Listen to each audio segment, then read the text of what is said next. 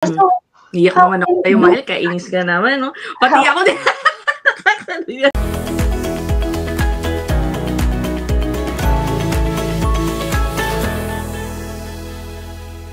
Hey guys, you're in a nutshell with me, Ina. Naku, isa na naman pong sure ako na inspiring episode. Isa na namang storya kung ano ang nagagawa ng disiplina, dedication, and determination. Ang ating guest, nag-umpisa po siya bilang isang domestic helper sa Hong Kong. And right now, she is in Canada as Senior Vice President for a financial company. Akalain yun, involved in insurance. Alamin po natin ang kanyang journey to success, o talagang journey to success. Si Mahel Antonio. Thanks, Mahel, for being here. Good morning po, Ma'am Ina. Thank you for having me here. Ayan, okay. So, alam mo, sabi ko nga, for sure ako, kukulangin tayo ng oras. Kaya I'll get right to it. How did you end up first being a domestic helper in Hong Kong? And at what age ka napunta? I was 23 years old po. So, I'm a single mom po when I went to Hong Kong. I have 2 kids. 1-year-old po yung baby kong si Pauline, and my eldest Paolo was only 3 years old. So I went to Hong Kong kasi po, hindi po ako natapos ng university sa Philippines. And of course, nung time na yon, I just wanna go and find a better future for my 2 kids. My mom told me that maybe you should go to Hong Kong. So nag-Hong Kong po ako, and I worked there for 5 years as a domestic helper po. Sa Hong Kong naman po, kahit po akala natin malapit lang yun, it's too expensive for a domestic helper to go back and see their family yearly or every 6 months. So I actually visited my family after almost 3 years po, and my kids actually call me, ate, kasi they don't know me na eh. They know the mom that they know is my mom, right? So nung umuwi ako, I visited first time, and after 2.5 years po ako nagtrabaho sa Hong Kong, that's the only time I can visit them kasi nakapag-ipon na po ako ng plane ticket ko to go. Grabe, no? Yeah. The sacrifices of a mother. Imagine, ang hirap, that you had to leave them at such a young age. Dalawa, kasi nagka-first baby po si Mahel at the age of 19. 19. Grabe. So talaga nga namang hindi ka nila talaga makikilala. Yeah. It was, yeah. Yeah. And imagine, it took you 3 years para makapag-ipon ng plane ticket pa lang, no, Mahel? It was that difficult. I can imagine. Opo. So lahat po ng salary na as a domestic helper, hindi naman po ganun siya kalaki in Hong Kong. Sobrang sapat lang po yun maipadala sa Philippines to provide for the family. And then yung matitira sa'yo, kulang na lang, noodles na lang kainin mo para may matira ng konti. So imagine, kung mayroon man may matitira pa, sobrang konti na lang, and for you to actually save that money, it will take years po talaga. Grabe, for you to afford to go and see your family in the Philippines. Oh, wow. Ay, nako. So, how long were you in Hong Kong? 5 years po, 5 years. Akong nagtrabaho as a domestic helper. And then on the 5th year po, my aunt know someone in Canada na meron po silang under caregiver program po, yung kanilang agency. And that's one of the opportunity na sabi ko, wow, kahit anong tagal nyo po sa Hong Kong, you can't be a permanent resident in Hong Kong. You will be as a domestic helper or as a contract worker in Hong Kong. But in Canada po, that time, in 2005, under caregiver program, there's 2 years po na you have to stay in Canada, and after that, you can apply for a permanent residency. Correct. Oo, grabe. So, sa 5 years mo sa Hong Kong, Mahel, I'm just curious, ano ang naipon mo? Kasi sabi mo, no, you had barely anything left for you. Ano ang naging bunga nung pagtsatsaga mo ng 5 years sa Hong Kong? I was actually the breadwinner of the family. So, to be honest, wala po akong naipon kasi I paid for my kids. I paid for my sister. You know, that the usual, you know po, na Filipino, like, when we provide for the whole family po.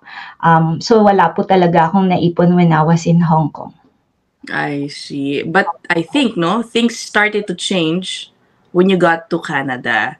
Yes po. So, how was your, so nag-caregiver pathway si Opo. Mahel, basically. Okay, so how was your experience as a caregiver?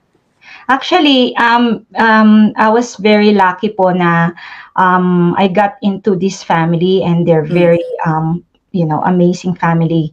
Bali, nag-alaga po ako ng matanda, and for 6 months, he unfortunately passed away. So Ooh. yung anak niya po, inabsorb niya po ako as a nanny, and then until I get my permanent residency po. After, saan pala yun? Saan ka napunta initially sa Canada? Ano, Mahel? Actually, first time dito na rin po sa Calgary. Okay. So, this whole time, diyan ka na The whole talaga time sa po, Calgary na po Calgary. ako. Nice. Okay. So, after 2 years, ano nang naging Ayun plan? po, I so guess, after naging 3 PR ka, no? You were able to secure your permanent So, residence. open work permit po muna ang binibigay dati. So, after Okay. that, hindi po siya automatic. You have to apply. So, I applied, and then very quick naman po naging open work permit po ako. And then, while I'm processing to get my 2 kids from the Philippines. So, and then of course, as a nanny for like more than 2 years, na-excite po akong magtrabaho. So, that's what happened. So, sa sobrang excited ko, ma'am, nag-apply ako sa Starbucks, sa Tim Hortons. Di naman po ako as a part-time. So, to cut the story short, after 2 years, I'm working for full-time job po. So, Full-time na 4? Opo. Paano yun? I Oh my know. gosh.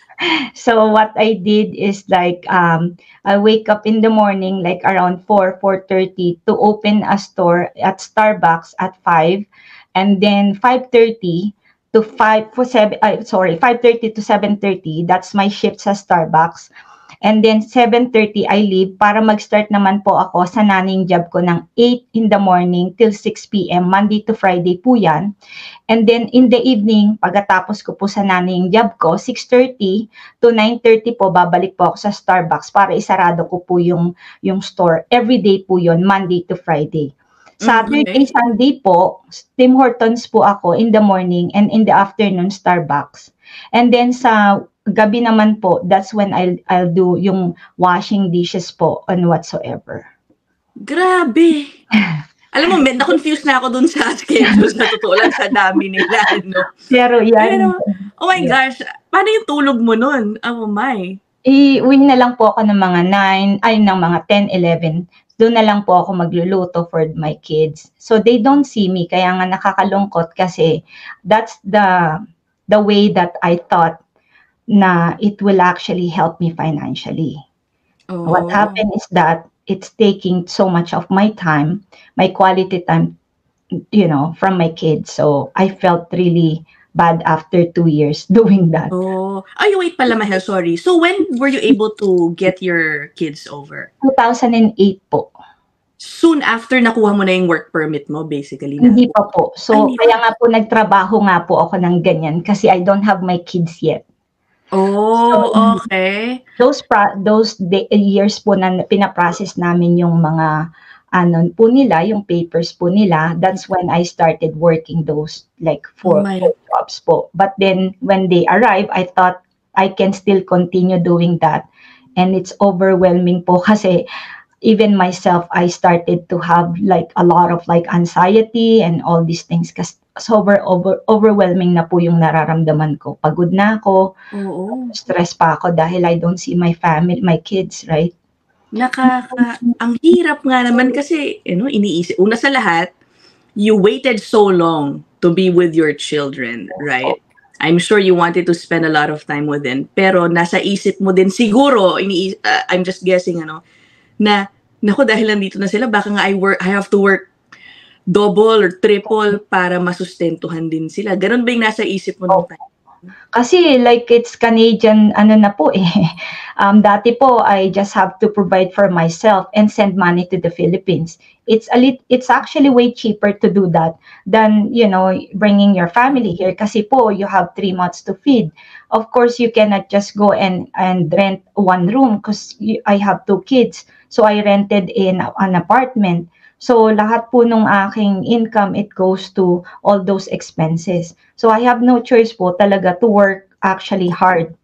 Oo. Bawal po akong magkasakit. Oo.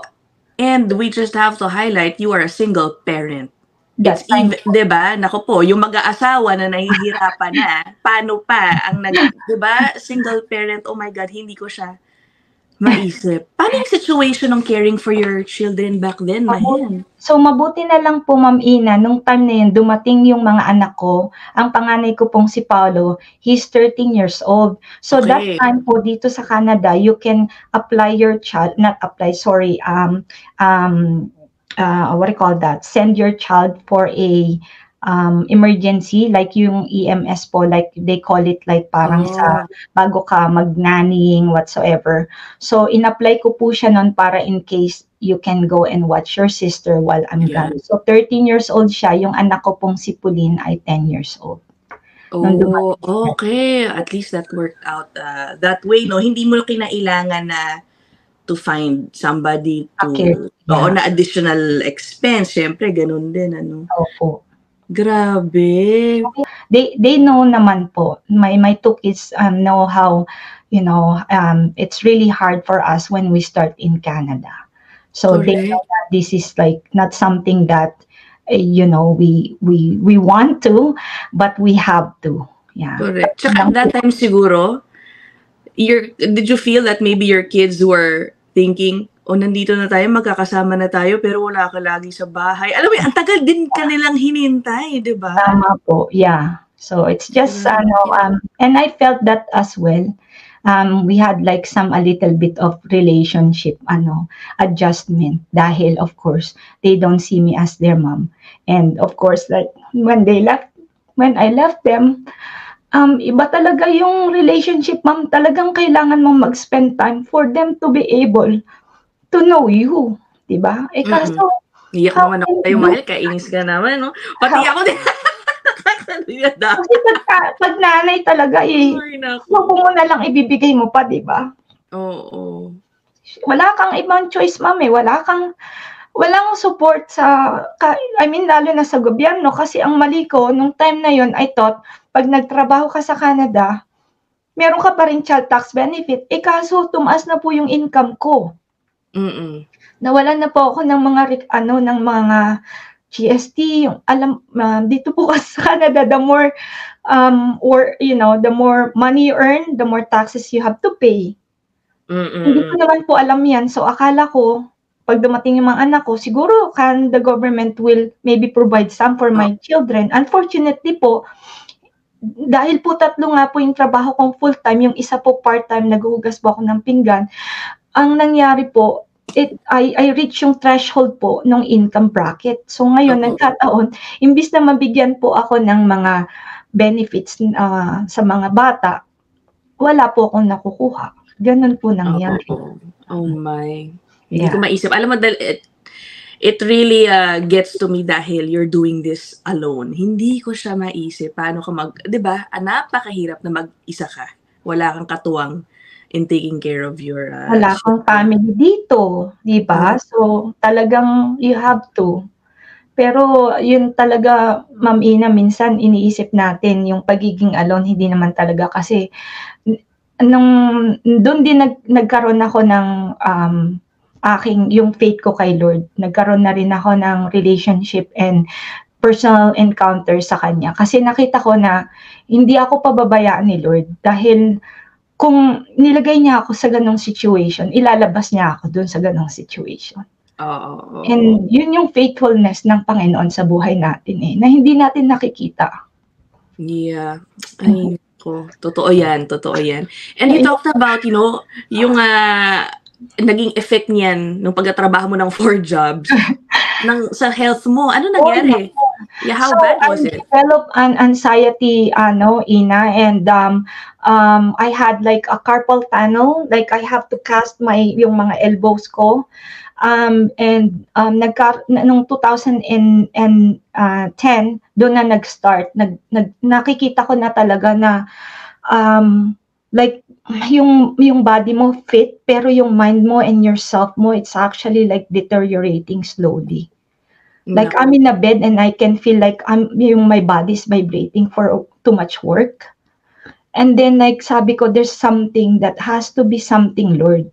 Diba? Yeah. And then so good thing happened. And then it's actually funny kasi yung anak kong si Paolo, yung best friend niya that time, si Armin, they're both 13 years old. And Armin invited me sa bahay nila to do a dinner. But then someone presented me an insurance product. Okay. But the story short, I signed up for that. And then that's when it started. I see. Itigilan natin tong mga Ay, nako. Basta mga mami yung mami issue natin. Kaya nga diba? Mula na naging nanay din ako, sobrang affected ako sa mga ganyang kwento. Ano ba yun? Kasi naman. Ay, nako. Okay. So you got into insurance naman. When did you start laying off a little bit dun sa iyong 4 jobs? Anong naging transition mo? Paano So, nag-start na po ako. Ang nangyari po, quinit ko na po yung Tim Hortons po. Noong nandito na po yung mga anak ko. So, 3 jobs na lang po ako noon. Okay. So, nannying job, Starbucks, full-time pa din. Pero nagki-clean na lang po ako sa weekend. Sinasama ko din po sila na mag-cleaning sa mga bahay on the weekend. So, what happened was, someone introduced me the business and then it started na parang ang sabi ko sa sarili ko, I'd like to learn. I'd like, I did this, Ina, is for me, for personal gain. Kasi, knowing na may 2 akong anak, I want to go and know more about like RESP, educational plan for the kids, and whatever the government is actually offering for, for us. Kasi para sa akin, lagi na lang sasabihin ng tao, let's say, hey, someone told me this, someone told me that. How about, for me to learn about it as well. So, doon po ako nag-start. Nagkaroon po ako ng parang na-excite po ako na parang let's go and learn something here. And at the same time, learning and earning as well. Kasi of course, I could go and earn part-time at that time. So full-time pa rin po ako nagtatrabaho, pero I started to quit my job kasi I'm doing, when I got my license with the insurance, you get commission based on the products that you sell to your clients. And then, siguro, eventually, you saw, no? Mukhang nakita mo yung earning potential doon sa akala mong magiging part-time mo lang gagawin or on the side mo gagawin. Tama. So, when did you start feeling like, uy, parang this really could change the way I work and maka-earn ng enough and finally have enough time for your children? So, that time po, I think that was in 2013. There's a big flood here in Calgary. And yung employer ko po, yung bahay nila, na-flood po sila. So, that time din po, I know that it's time for me to change na po yung career ko. So, I'm working part-time na rin po sa kanila, part-time na rin po as an insurance advisor. And that year po, it actually, praise God, kasi yung full-time na trabaho ko po, I'm earning 36,000 per year as a nanny. And then yung part-time ko po as a financial advisor, I earn 42,000 in 1 year as a part-time lang po. So, wow! Yes. So, that's the time I decided na it's time for me to go and just for part-time yun, galing! Wow! Amazing! Amazing! Okay. Maliit nga po yun. I'm sure mga yung nakikinig right now, I'm sure they have more like numbers in, in the first year. Part-time pa lang naman and you were just starting, di ba? I mean, I'm sure that was pretty good. Okay. So, when did you do full-time? Finally? 2013 po. So, yun din, okay. Meron din po ako, yung nag-invite din po sa akin sa business, siya din po yung nag-invite sa akin to have or start a brokerage of home and auto insurance. That's when I actually got more exposure kasi po sa home and auto, you're gonna be invited to like car dealership functions and something like that. So mga Filipino event po, so I can go and of course like market myself and represent those brokerage po. Pero nung 2018 po yung big break ko po sa Greatway when I become Senior Vice President. Yan, yun na po ang kanyang kasalukuyang kumpanya. It's a financial company, Greatway, where she is now Senior Vice President. Basically, nag-handle ng multiple insurance companies and etc. But we're not gonna talk about that. But wow, grabe ano, Mahel. So, it took you parang 2018 basically when you had a lot of time with your family. Finally, real quality time. How did it feel? Ang tagal it took you so long, pero yeah, finally you got there. Amen. Amen po. So, bali, it feels, in the beginning, it feels the same. But then eventually, you will know na, we started like having so much quality time. Sobrang like even today at this moment, my kids would just phone me and say, "Mom, can I drop off Apollo? That's my grandson." So like ibang level po kasi ang time freedom. Hindi mababayaran ng money ang time. I hope na yung mga anak ko, they feel na yung hindi ko man mapunuan yung mga time na hindi lumipas na po, pero after that talagang I put my effort na isama sila sa lahat ng trip. We go like cruise, we go like we're really like trying our best na magkaroon talaga ng family bonding together po. So, ito baka maiyak na naman ako, pero did they ever maybe talk to you? Alam mo yon, nung nagka-quality time na kayo, did they ever talk to you about it? Yung parang, ma, before, ganito, ganyan, but now we're so happy that you're finally here. May ganun ba? May ganon, pero mostly is like, biro lang to, pero they gonna be like, oh, iniwan mo kami nung bata kami, di ba? So right now, sometimes when I'm like, yung bibigyan ko sila ng parang, like, sesermonan ko sila. Pagagalitan, sabi nung, di ba, I'm not gonna go and drop names, sabi nung isa, how can you tell that to us and you don't even know us? May mga ganon. Even if it's a joke, pero it gets to you, I'm sure. Oh. Pero mga teenager times po, siyempre, mga hormones siguro nila. But right now, they're not perfect, but they're amazing kids po. Like, I praise God for them. Yeah. Yeah, but I'm sure, nako po, no doubt, they appreciate and now understand why you did what you did before, di ba? Yes po. Sige, in closing na lang, sabi ko sa'yo, ang bilis, mabibitin tayo sa oras dito. But, so how has life changed? Pag binabalikan mo yung, 5 years mo sa Hong Kong, ngayon, balita ko, you're able to, splurge a little bit, buy all these fancy things. Yeah, kamusta na how was life, comparing your life when you started out as a DH in Hong Kong? Of course, it's like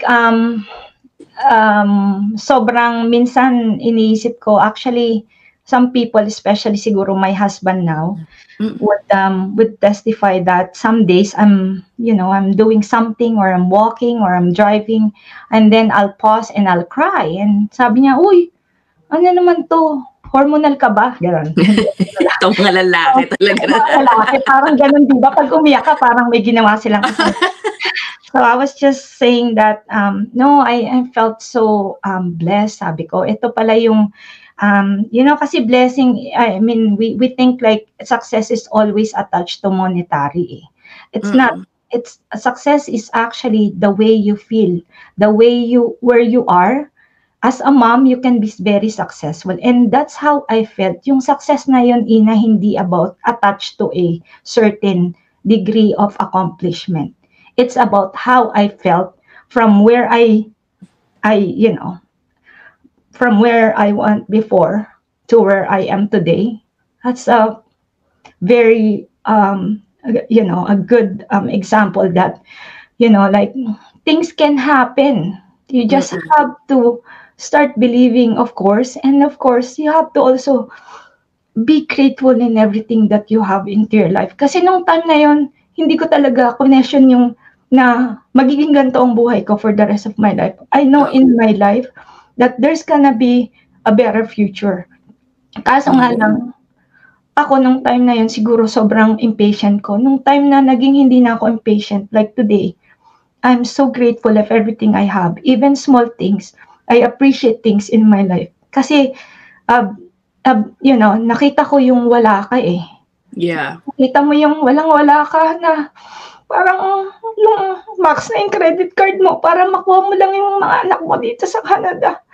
Yung wala ka talaga. Tapos yung ngayon, gusto mong sabihin sa sarili mo na salamat Lord kasi hindi mo ako pinabayaan.